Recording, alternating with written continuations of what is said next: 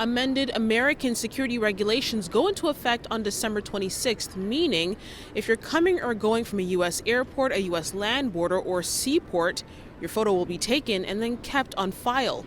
And here at Pearson International Airport, travelers have mixed feelings about this change. Safety issue. It'll protect everybody, so no issues. Given the fact that there isn't a lot of choice and there isn't a lot of control over what happens, what can we do? Notice of the amended policy change was posted on the U.S. Federal Register's website in late October. The country's Department of Homeland Security said ultimately this provides DHS with more reliable information to verify identities and to strengthen its ability to identify criminals and known or suspected terrorists. U.S. officials also say the change will ensure travelers are not overstaying their visas. I'm really not sure how they're going to be able to do this at the land ports of entry between the United States and Canada, especially when you have, cars with 3, 4, 5 people. Facial biometrics will be used to match a traveler's photo with existing passenger info that the U.S. government has on file.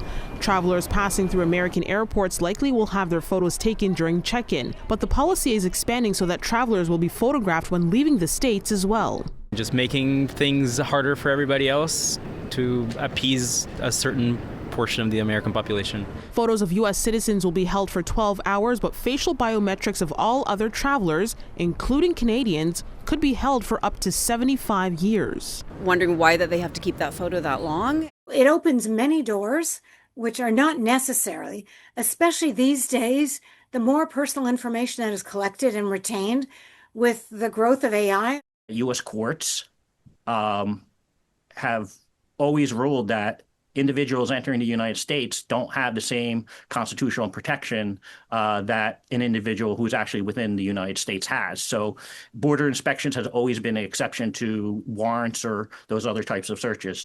U.S. Customs and Border Protection has been collecting biometric data from some travelers since 2004. But use of this technology in such a large scale is raising concern for some cybersecurity experts.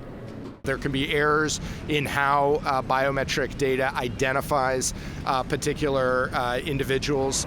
The Canada Border Services Agency also uses facial recognition technology on a voluntary basis to help verify identities of incoming travelers through its kiosks at select airports. Some believe a similar travel policy could be implemented here in the country one day. It all comes down to responsible, careful use by properly regulated law enforcement that is operating for the right reasons.